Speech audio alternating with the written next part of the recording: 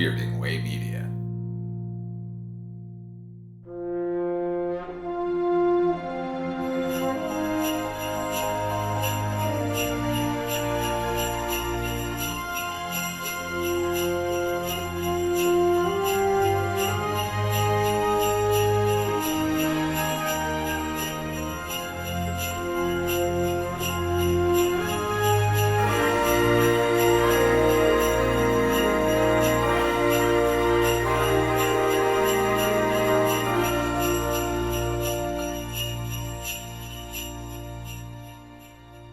Hello and welcome to the Filmumentaries podcast. This is Jamie Benning, and this is the show where I talk to people behind the scenes of the films and television we love. I also get to speak to people about books they've made on the subject as well, and my guest today is one of those. His name is Rob Spera. He's a director, longtime AFI Conservatory instructor, and the author of Film and TV Director's Field Manual, 70 Maxims to Change Your Filmmaking. Now, Rob has directed features, including The Sweet Life and Leprechaun in the Hood, extensive television work on shows like Criminal Minds and Supernatural, and he's spent decades teaching directors how to think visually, how to lead crews, and also to tell stories without beating audiences over the head. His book is deliberately small, deliberately practical, and deliberately unpreachy, a kind of anti-textbook, as he calls it, for directors that you can actually carry onto set in your pocket. It fits in your pocket. And in this conversation, we talk about everything from psychological safety on set to photographing subtext to why kindness is not just a moral choice, but a creative one, and a lot more. I had a really nice conversation with Rob. We had arranged to do this a lot earlier, but I had to cancel. I think we had some technical issues at one point as well. And we finally got down to it and we had a really good conversation, and we've sort of stayed in touch since. We've had a couple of emails to and fro. So I hope your preparations for the holiday season have gone well. What is it, the 23rd today? A couple of days and we'll all be stuffing our faces with food. So let's get into this. Here's my conversation with Rob Spera.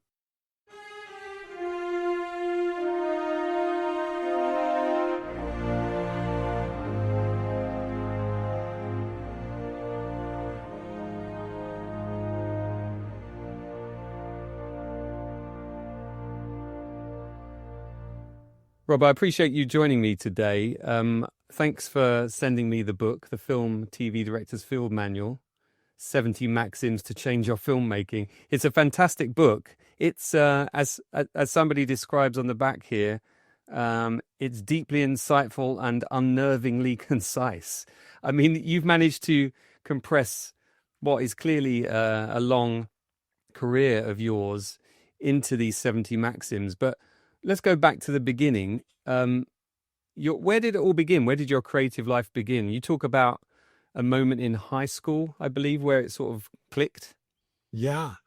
I was extremely shy and had trouble connecting with people. And then it just struck me, I don't know what gave me the courage to do this, but to try out for the senior play.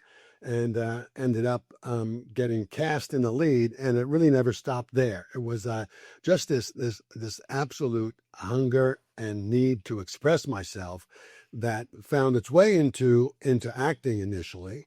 And I went to school in New York and studied with Sandy Meisner.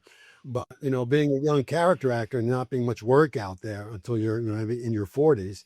I decided to just start producing work that I could then act in, so I'd be able to learn my craft at a point where I may not be getting work, but I still wanted to be learning. So producing led to more acting, but really led to directing, which is once I directed my first project, I knew that was where I belonged for a lot of reasons, just for the lifestyle. I wasn't a fan of the lifestyle for the actor. And also I just enjoyed the director's process so much. And was that at school when you first got the directing bug, when you were at the AFI? Actually, no. I was, I had gone through the neighborhood playhouse school of the theater as an actor, came out, and within a year, I knew I didn't like it. I needed to start producing right away. So I was really a young actor in New York looking to get the education I thought I needed. So that's what led to producing right away. I didn't go to AFI until probably 10 years later, after I directed in theater a good deal. What happened once I started directing, I started working almost immediately all over the country, in regional theaters, in New York, abroad, and all just trying to get as much education as I could. And then once I had, directed probably at least 75 or 80 plays, I decided I wanted to go into film, which was my first love. But theater was more accessible to me. I could produce it cheaply and quickly. I grew up fairly poor. So the theater was, I was able to rent a rehearsal space and rehearse for almost nothing, and then run a show for 6 weeks. So when I was comfortable with the amount of directing I had done, and while I felt I would always, do a good or a bad job based on the play, the actors, how I was feeling, I felt I had kind of understood the basic tools of the Mm. trade. I knew that movies would pose a whole other set of challenges, and they do. It's I don't think any of us really master that process throughout an entire lifetime, because they just moving the camera 6 inches to the left or to the right changes how an Mm. audience perceives an event. I knew it would challenge me for an entire life. Yeah. Well, theatre and screen are very different disciplines from every perspective, really, because there's really only one camera ultimately in the theatre, i.e., the audience and the direction you're facing. But there must be some crossover. I mean, I have a good friend who's a theatre actor, and one of the things he loves about theatre as opposed to TV or film work is that time that's allowed for discovery. Oh yeah, Um, and just having long rehearsal time and working very collaboratively from scratch. right. You're not surrounded by the sets initially, and you don't hear the music initially, and you don't see the lighting initially. Um, are there skills that you felt were really transferable from your time in the theatre that you could take into TV and film? Well, yeah, well, I think there are always equivalencies in terms we want to move an audience in a specific Mm. way, and an audience response is something you always take with you. What they get, what they don't get, how quick they get it, right? How fast an audience is, how much they know in advance, and kind of get a sense of the audience's sensibilities, tastes, and acumen. How quickly they can put two and two together, and there not being any need to beat something to death. Also, working that close with actors, and your friend is right. The ability to sit in a room, a good theater rehearsal period is probably 3.5 or 4 weeks, and so you're never in those first few weeks. It's all discovery. There's no pressure. You have weeks to discover. We're mounting the play, we're putting up blocking, but you're still examining and talking and discussing. Whereas in a movie, sometimes, I've met my lead, I've picked them up from the airport, right? Driven them to the set and talked to the costume designer, and then we're shooting within an hour. There's that kind of speed you're working with is kind of the exact opposite, which is also a great challenge, right? So theater gave me a foundation that allowed me to think really fast on my feet, and to have a really keen understanding of drama, of comedy, of the actor, and mostly in film, you learn that the actor needs very little interference from you, direct, right? You're really looking to, whereas in a play, I'm talking to the actors constantly, because I'm preparing them for a 2.5 hour take that they will run by themselves every night. Right. Whereas in movies, I'm preparing them for a 2 minute take, And it's generally a very simple human transaction. It's a scene of interrogation, a scene of reconciliation, some simple human transaction that they understand. And the genius in movies is that we to put together 40 to 60 of those little scenes that add up to a cathartic release for the audience and for your main character. So it's those little scenes that need very little interference. What you're looking to do more of in movies is talking to them indirectly. So I like to consider my work with the actors as someone who informs them, right, through indirect choices, and allow them and empower them to come to the work, right, with their own instruments. And it's not about letting them roam or improvise by themselves. It's a really I prepare within an inch of my life, and as I point out in the book, right, what I want is to I usually go into a scene knowing 3 to 5 versions of it. 3 to 5 versions I think will work. I have my favorite. I'll give it to them, but I won't tell them where to stand, where to sit specifically. I may say something like, "I've got some great ideas for this, but I'm going to need your help. I think she comes through the door. I think she sits at some point, and maybe goes to the bar and makes a drink, and then maybe at some point she's at the window and opens the blinds. I'm not sure. Can you do that? Can you help me with that?" And what that does for the actor is it doesn't give them any definites, right? Or any strict protocols, but they are now going to legitimately try that. And I basically have empowered them to follow that path, right? I haven't told them how to do it, what to do it, why to do it, right? I'm going to allow them to fill in those blanks. And those, I know exactly where I want her to sit, where I want her to stand, where I want her to make the drink, where I want her to go to the window. But I want to see that on camera, because the camera is like a microscope and it sees everything. It even puts stuff there that isn't there. So it can definitely see direction. And I want the actor to be fully empowered to be in that process, in that thought process, so they make their way through that scene for the first and last time. But without the knowledge of the theater, right? Spending hours and hours and hours with actors, and getting a sense of what makes them tick, how they work, the language for them, what those instruments are like. I never would have been able to come up with my approach to how I treat them in film. Yeah, I imagine as well that that method doesn't suit every actor, because I've heard famously, I think, of Ridley Scott directing Harrison Ford on Blade Runner, where Harrison wanted more direction, and Ridley was very much like, well, no, I've employed you because I know you can do the job. I'm giving you all the other elements. I'm creating this fantastical world and these costumes and everything else. But there are actors that do need more than that gentle nudge. How do you cope with actors that are perhaps on that side of the wall? Then what the thing I'm most protective of is what I would do, is I tend to I never turn down a question, but I like to paraphrase the question without actually giving an answer. Mm-hmm.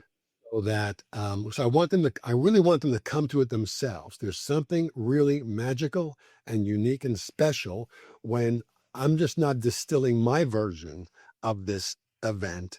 So for me, what I do, if someone says to me, "So Rob, I think my character is really really angry with her," and my response won't be yes or no. My response will be, "Oh, so you think you're really angry with her, right?" Which just prompts him to say, "Well, maybe not angry, but Yeah, yeah.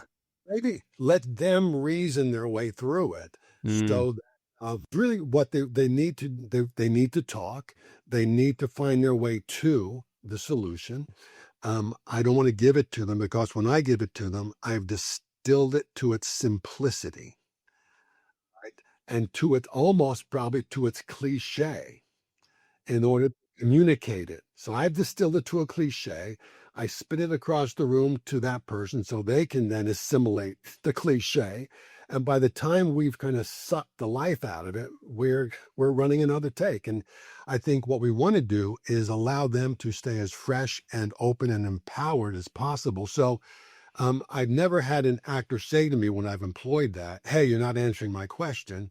We're in a debate, right? And Yeah. they get that I'm simply responding and repeating what they're saying or paraphrasing it and allowing them to find their way to the truth.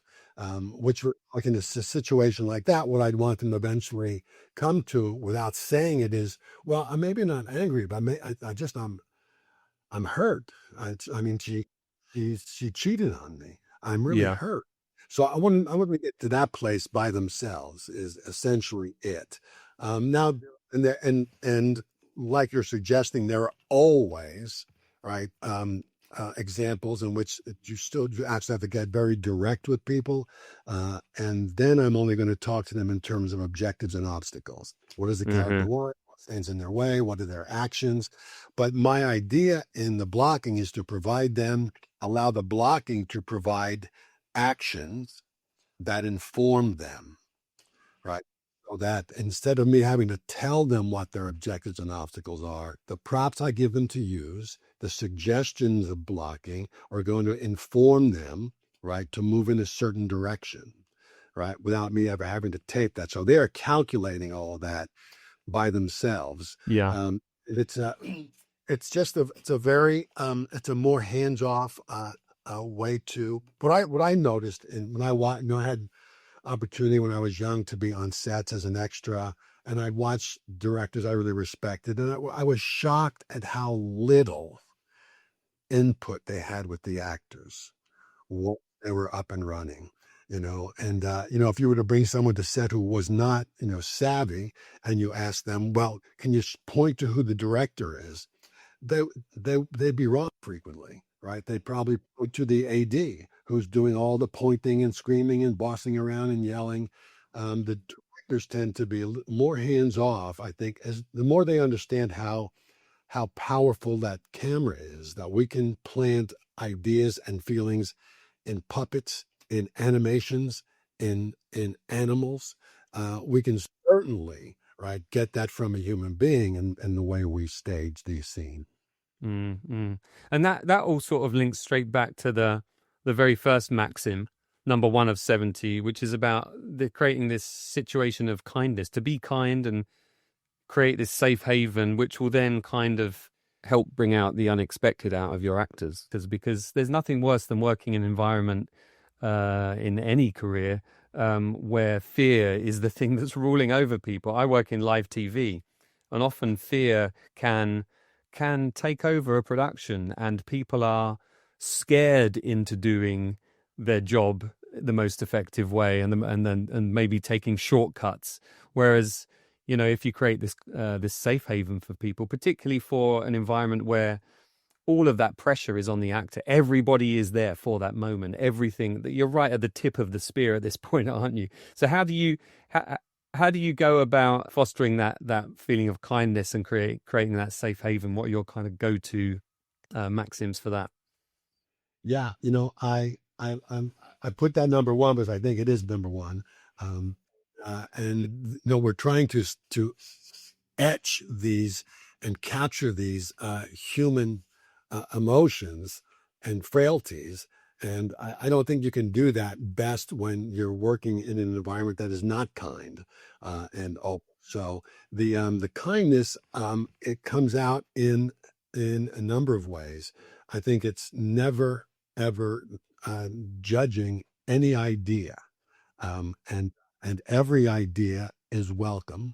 And because the bad idea usually leads to a good idea, and certainly when mistakes are made, I want to encourage people. I encourage people to come to me with mistakes right away, without punishment, just so I'm aware of what's happening.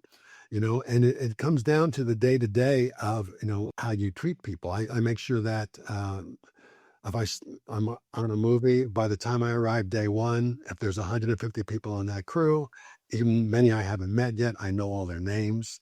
I point of greeting everyone every morning. I also make a point of, after we're done shooting, no matter how long the day is, That to means find. so much to people on crews. I have to say, I've worked on many a live production, with hundreds of millions of viewers in some cases, and just that handshake at the end and that thank you, it Yes, really does mean a lot, because otherwise people are walking away with, that one negative thought in their head that then gets amplified. Or did I do the right job? Is he okay? Is he happy with what I've done? Am I going to get on the next gig? And all of those things.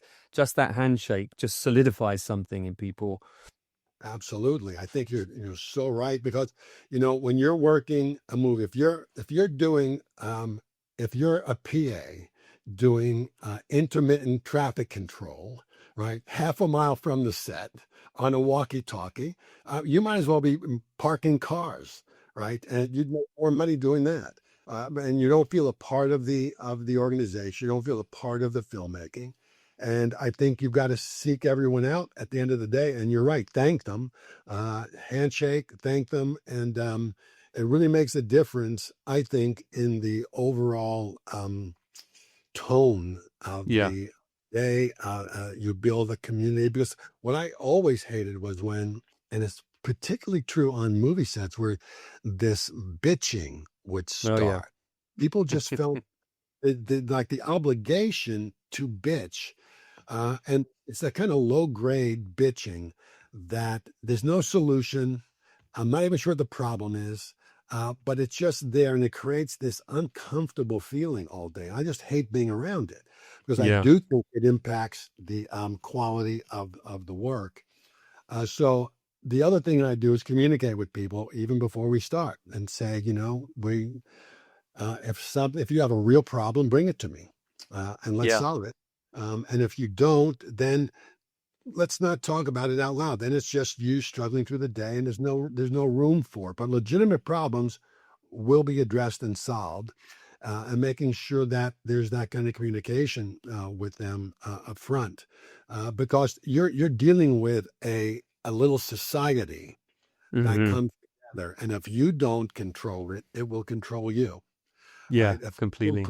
it's not enough to just try to make a good movie, right? You are responsible for 150 souls, and you need to, right, do your best to make sure that they feel involved and connected to the work and to the quality of the work, and you'll get people will start taking chances around you.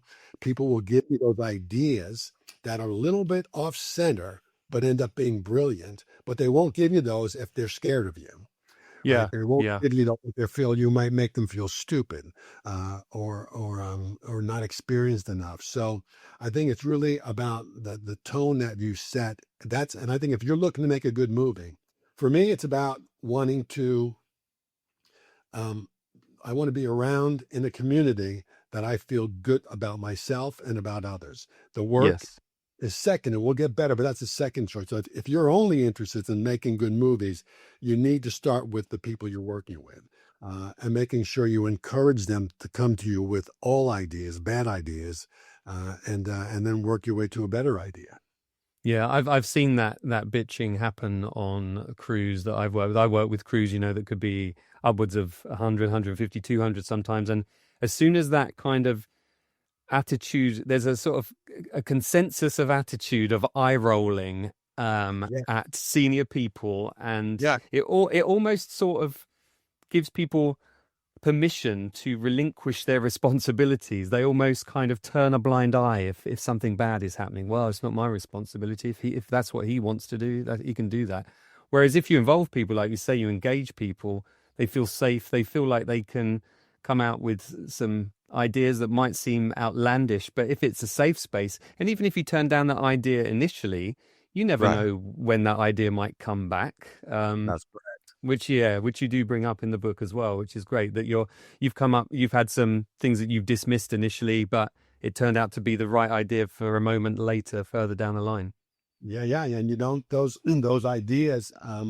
What I over time, what I've learned is that the ideas I find that I treasure the most are the ones that initially seem like bad ideas, Mm, or they initially seem wrong. or off base for this movie. And I've learned that, one of the best things I've learned is I'm not the smartest person in the room. I don't want to be anymore. And I only know a little bit of how all of this works. Or I've done a lot in my life, but I don't. I've within all of that, I've only seen a small fraction of what life is, right, and from all of its angles. So I Mm. want to understand why this intelligent human being would give me an idea that at first seems so off base. So those are the ones I really dive into. So I think there probably will be a pearl in there, or something I've missed, something I may not have understood. So those are the ones that I think can really bear gold for you down the road. Yeah. And reading through the book as well, I really get the sense that you've always tried to strike this balance between, being in command of the situation as a director is expected to be, but also having that openness and almost a kind of vulnerability in a way. I think you talk about exposing your blind spots so that you can invite people to come in, and if they know better, then you will listen, because there's nothing worse than having somebody as a figurehead of a production who thinks they know everything and all they do is micromanage people. It can be Right. so counterproductive. Yeah, and narrow, right? You end up with a Yeah. very narrow production, and it's Mm. uh, it's really tricky. So yeah, finding that balance in leadership, it is one of the great things I love to study. What it's one of the my side hobbies in making a movie is understanding, leadership and how do you get the most out of people? How do you open the door to them to provide good ideas? And I always see the job as my job is to have a vision. My job is to chart the destination, but then I want to empower the people I work with to carry me there. Right. So it's going to be the quality of their ideas, and to be open with them, not to feel like I need to be the smartest person in the room to have all the ideas, to simply hire people I trust and then let them take me there. And I think that is one of the things that's taken a while to learn, to let go of the need to control, because you're given the badge, you're the so-called leader of this pack, and understanding that leadership is really about, in many cases, letting go. That doesn't mean you show up unprepared. Right? I'm over prepared usually to a fault. Um, Anything, and because I want to know how everything works, but then all of that preparation gives me the freedom to then say, okay, this is your chance now. Show me. What do you think?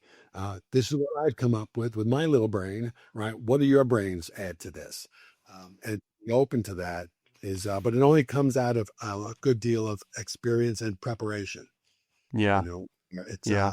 I'm never nervous about not coming up with an answer. I've got 4 or 5 answers already. Now I want to get, someone coming at it with a whole new look and approach to it. Yeah, I like this idea that you mentioned, where you will do your camera plan or your blocking plan, and your initial one you'll just throw it in the trash, and then you'll do another one, and you'll probably throw that away as well, maybe even a third, because by that time you've kind of solidified something in your head that you know where you are coming from, That's but you're correct. also leaving room for other people to come in with ideas as well. Yeah, yeah. I think it's really inspiring. I must admit, the first, the leadership chapter applies to so much about what I do in my part of the TV industry. And I do feel like buying this book for quite a few people that I've worked with over the years, I have to say. The next chapter long about the camera and staging, I found really fascinating as well. This idea that the camera photographs subtext. I'm somebody who has studied film, albeit, 20 odd years ago. But there's such a nice conciseness to how you communicate in the book. This idea of 2 + 2 equaling 5, and striving for no redundancy. Can you just talk? I don't want to give away all the secrets of the book, but can you give us some idea of what you mean by no redundancy, no redundancy, no redundancy? Sure. We're looking to do is, we understand that my premise is that the cameras primary responsibility is to photograph the subtext. So it's the director's job to organize the visual elements so that they create the subtext, right? We're not there to photograph dialogue, although that happens. Hmm. People talk, but we're not necessarily required to put that on camera. It could be off camera, it could be offset, but we're there to photograph the visual story so that we can actually move the audience visually, and the actor gets to play counterpoint to what's happening in the subtextual elements. So we're really doing all of our talking to the audience indirectly. What's most important is that we all the visual elements we set up in frame should not be redundant to each other, because that's when the audience gets distance. We feel that the director's demanding that they feel something or think something. We want to create a set of visual elements that are non-redundant, and we're simply inviting the audience to solve the visual question we're proposing. And in that solution, they become connected to the screen Mm. and they become one with the story, because now they're solving that equation on their own terms. So when we have non-redundancy in the visual elements, in the music elements, in the sound elements, in the wardrobe elements, in light, right? Then all of those non-redundant elements, the audience solves very quickly, come up with a solution, and then they're connected to your main characters.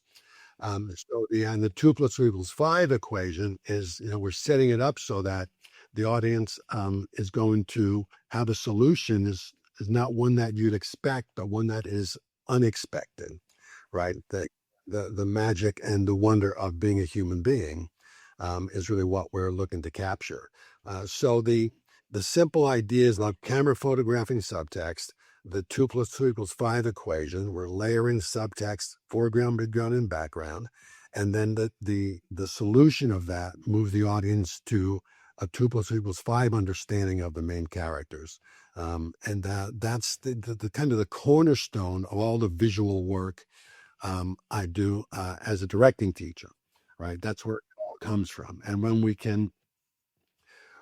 we are talking to the audience indirectly like that, it's much more engaging, because we have seen movies in which everything is redundant, right? The light is doing what the camera angle is doing. The camera angle is doing what the actor is doing. And let's say it's oh so sad, and the actor's oh so sad, and the music's oh so sad, and the light is oh so sad, and the visuals are oh so sad. The audience feels like you're demanding something of them. You must feel sadness. But in fact, right, let's let this take place on a bright sunny day, right? We don't need the shadows. We need to find counterpoint that has meaning, right, in the visuals and in the actors' performances. Does that make sense? Yeah, completely. And I was just the other night I was talking to Randy Tom, who has worked at Skywalker Sound for many, many years, and we were talking about how he loves to work on projects where they engage the sound department early on in the process. It might be on a big tentpole movie, even, in the previs stage. But ideally, he said it would be as far back as writing the script. Yeah. And you mentioned that very thing in there. So I know that's going to be music to the ears of many of the people that work in sound, because there are very few directors that will engage a sound department that early on. I mean, I spoke to Mark Mangini, who was a sound designer on Denis Villeneuve's Dune from a few years ago, Yeah. and how, the sound effects that they came up with for like the shielding device when they're having a combat scene actually informed the visuals. And That's then right. the visuals kind of amplified that and then fed back to maybe tweaking the sound in this way. And it's so important to have those elements so early on, because otherwise there's not really a collaboration of departments. They're just sort of additive in a way that doesn't feel like they're merging. You're so Would you? right. So Yeah. right. They're just adding. They're kind of almost like Scotch taping or Band-Aids, right, over the Yes. movie as you move forward. They're really not part of the entire process. So I even think, I encourage when I'm working with writers, my thought is, when you sit down, you're not writing a movie, right? You're not writing dialogue, which many of them sit down to do. What you're doing is you're composing a film, and the tools you're using are not words or letters or language. On the table, you have light, camera, actor, wardrobe, music. That's sitting on the desk with you.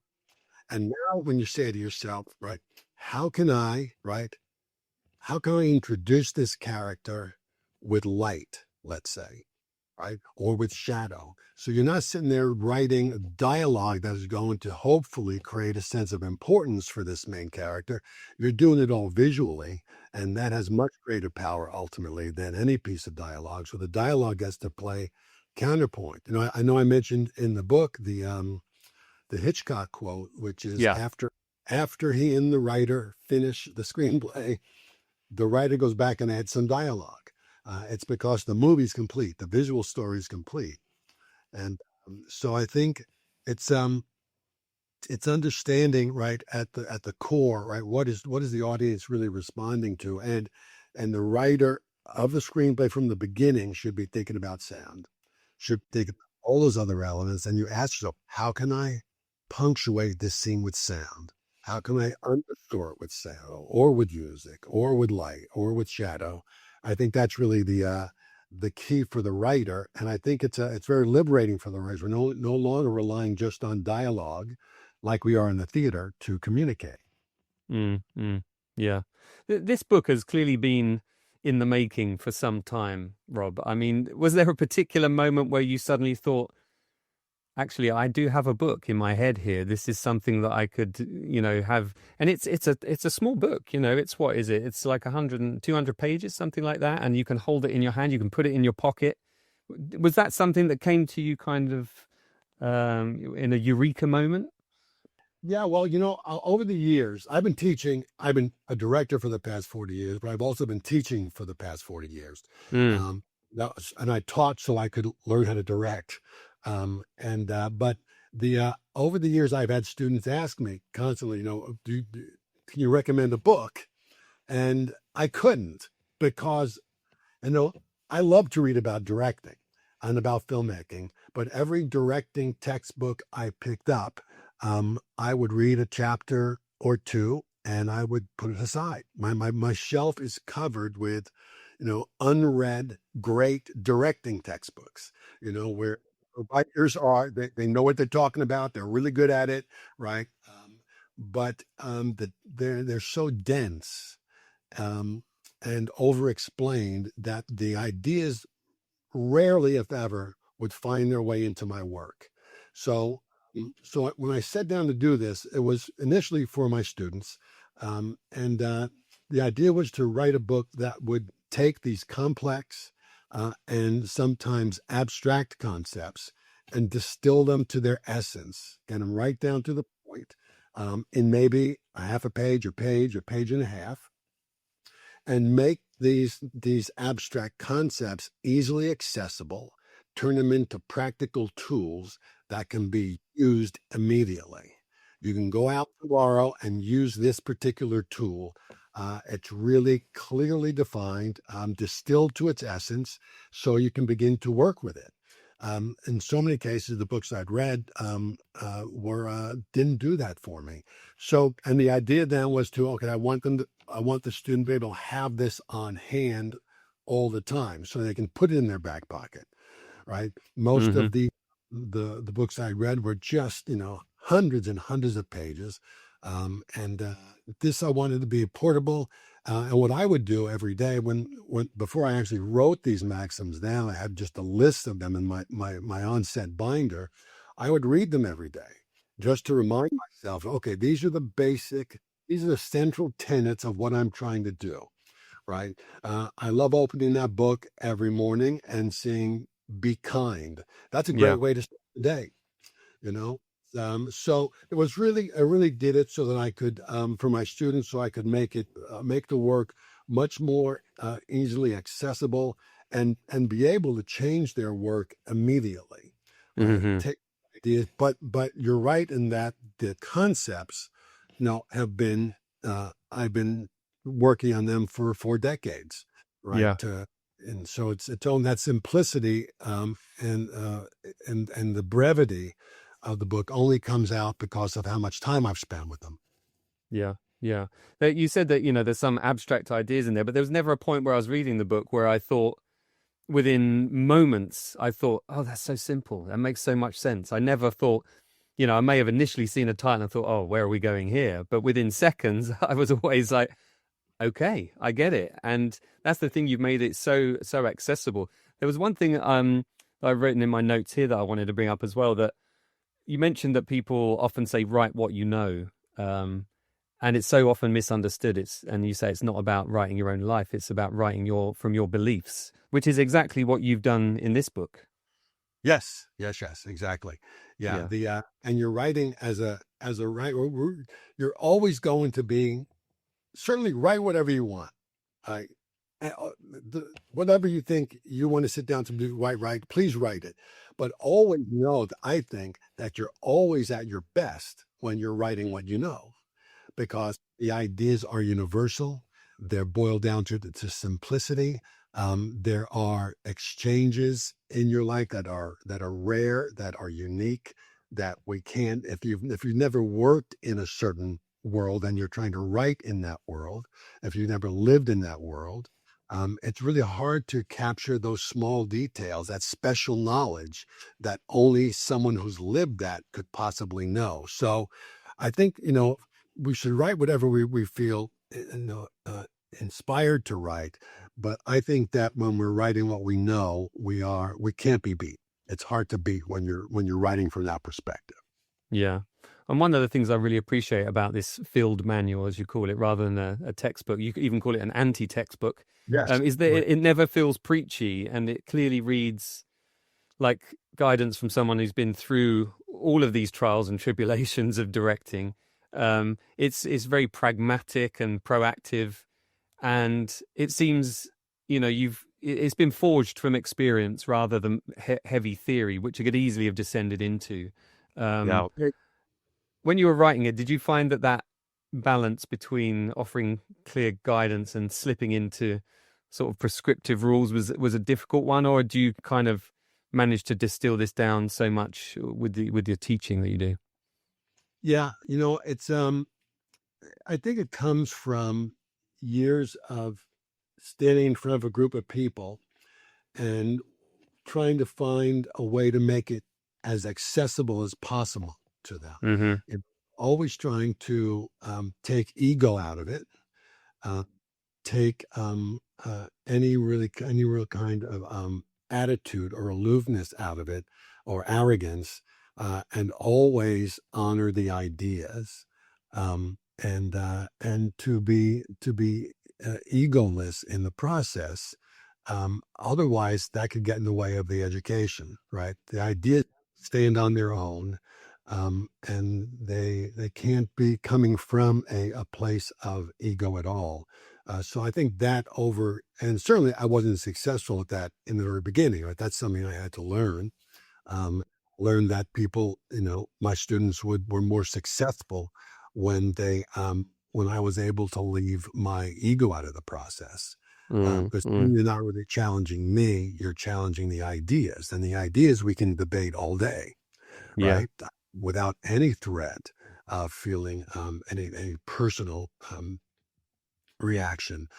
So that's something that I think just out of teaching that many years has found its way into my approach to teaching and to directing.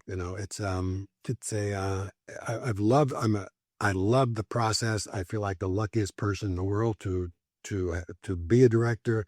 Whenever I have the opportunity, I'm filled with joy, and it's something that I want to make sure that is when I'm teaching it, as well as directing it, my ego is at home, and tucked safely away from people. Yeah, I think that's probably a really good place to end it. But I recommend to people Film TV Director's Field Manual, 70 Maxims to Change Your Filmmaking by Rob Spera. Are you Spera? Spera. Spera. Spera, Yeah. Rob Spera. There you go. Well done. Well done. Yeah, no, it's a fantastic book, and yeah, it's definitely going on a few Christmas lists this year. Excellent. Well, So Jamie, you've been yeah, really thank you for your kindness today and your support. And clearly, you've read this book very well. Thank you. yeah, I've read it a couple of times, because as we before we hit record, as we briefly discussed, that we've been trying to do this for a little while, and I've had to cancel a couple of times and stuff. So it's given me a good chance to kind of go back and revisit some of it, and I genuinely have carried some of this forward into what I do, which is I'm kind of like a live editor, I guess you could call it, in live TV and sport. Oh, wow. And so yeah, I think there's probably like another book in this, in terms of how it would apply to my industry. But there's so much crossover, particularly in that leadership chapter. It makes so much sense to me, and it's really brought a kind of, I don't know, just a clarity to what it is I do and how I could do things better. So I appreciate it. Thank you so much. I'm really touched.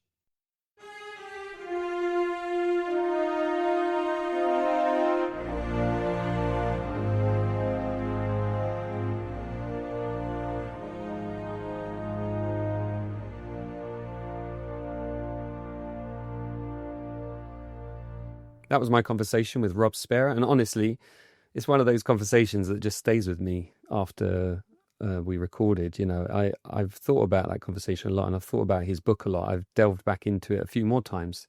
So if you're a director or thinking about directing, or frankly, if you work in any collaborative creative field, Rob's book, Film/TV Director's Field Manual, is one of the most grounded, pragmatic books I've read in a long time. It's clearly written by someone who's been through the full range of experiences on set, the good days, the disasters, the compromises, and he's come out the other side still deeply invested in the people and the process.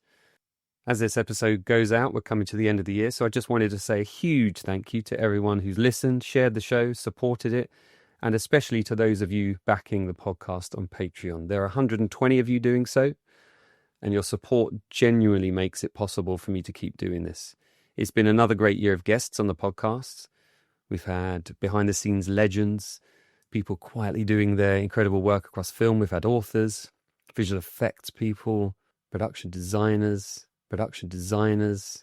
art directors. I'm incredibly grateful to all of those people who've taken the time to sit down and talk so openly about their work. Looking ahead, there's plenty coming up. I've got a conversation with John Campopiano and Jim Bella about their documentary, The Farmer and the Shark, which is coming out soon, hopefully, and a great chat with Randy Tom, one of the true legends of Skywalker Sound. I've also got a conversation with somebody who was there documenting a very famous horror movie. He was right there as it was being made, as it was being developed. It's one that's been on the back burner for a little while now, but I'm really looking forward to getting that one out. I think you're going to dig that.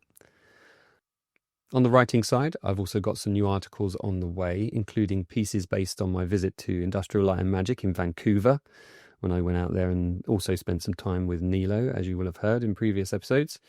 There's one about ILM's work on F1 the movie, as well as Skywalker Sound's contributions to that same film.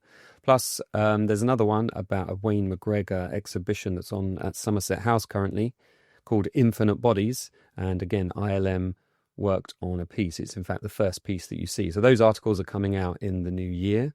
So look out for those and, support me where you can by reading those and sharing those as well. If you enjoyed the show, as always, please consider leaving a review. It will take you 2 minutes on Apple Podcasts or wherever you listen. Could be Spotify, for instance, or maybe share it with a friend. Or the best option would be if you could support on Patreon. I know it's an expensive time of year, but if you've enjoyed my podcast for the last 5 years that I've been doing it now and you're still not supporting it on Patreon, just come on board. There's plenty of different tiers to choose from. You'll get some extra perks as well. And seriously, every bit helps more than you might think. I don't really make money on this podcast. I make just enough to justify doing it. So it really does need your support. And with that, thank you once again for listening. Thank you for a brilliant year. To all of my guests, all of my listeners, all of my supporters, and wherever you are, I wish you a very happy holiday.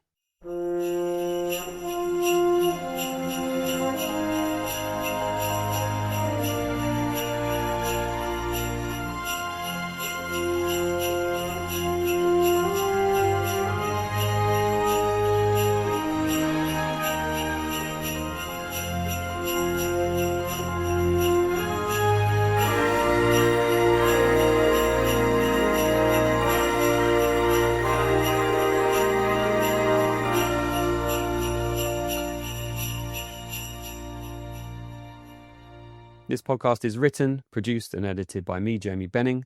Music is by Michael Hewitt Brown of MB Music.